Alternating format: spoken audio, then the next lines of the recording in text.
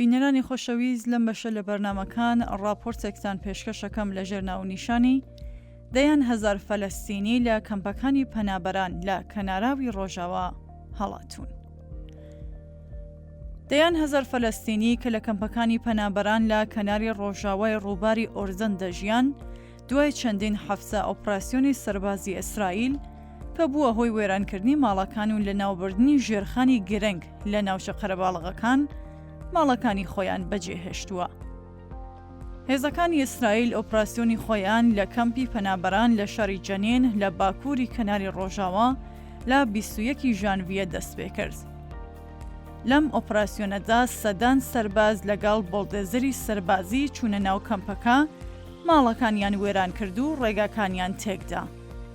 ئەم کارانە نزیکەی هەموو دانیشتوانی کەمپەکەی ناچار کردکە شوێنی نیشتەجێبوونی خۆیان بەجێ بێڵن. ئەم ئۆپراسیۆنە بۆ کەمپەکانی تریش پەرێسەندووە، بە تایبەت کەمپی پەنابەرانی تولکەرەم و کەمپی نورشەمس کە هەردووکیان بە توندی زیانیان پێگەیشتووە. ئەم کەمپانە کە بۆ نەوەکانی دواتری پەنابەرانی فەلەستینی دروستکراون، ئەو کەسانەی کە لە ماوەی شەڕی 1948 و دوای دامەزراندنی ئیسرائیل لە ماڵەکانی خۆیان هەڵاتن یان دەرکران. ئەم کەمپانە چەندین جار کەوتونەتە بەر هێرشی سوپای ئیسرائیل، بەڵام ئۆپراسیۆنی ئێستا کە هاوکات لەگەڵ ڕێکەوتنی ئاگربەز لە غەزە دەستی پێکرد لە ڕووی بەرفراوانیەوە بێوێنەیە. بەپێی هاماری دەسەڵاتی خۆبەڕێوەبەری فەلەستین، نزیکەی 17,000 کەس لە کەمپی پەنابەرانی جەنین دەرچوونکە ئەم کەمپەی کردووە بە ناوشێکی چۆڵ لا دانیشتووان.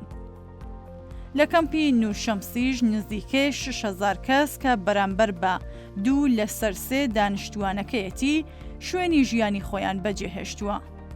هەروەها نزیکەی 10,000 کەسیش لە کەمپی تۆلکەرەم ڕایان کردووە و ئەوانەی ماونەتەوە گیریان خواردووە.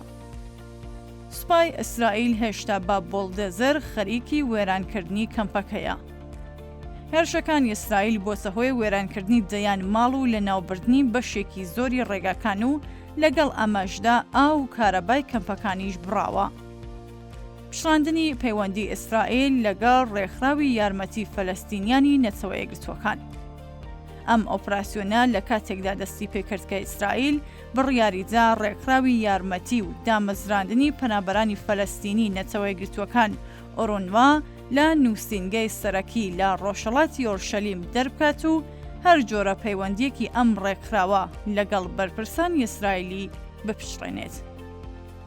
ئەم قەدەغەکردنە کە لە کۆتایی مانگی ژانڤیە جێبەجێکرا، کاریگەری لەسەر چالاکیەکانی ئەم ڕێکخراوە لە کەناری ڕۆژاوا و غەزە داناوە. ئۆنروا یەکێکە لە دابینکەرانی سەرەکی یارمەتیە مرۆییەکان بۆ ملیۆنان فەلەستینی دانیشتووی کەمپەکانی پەنابەران.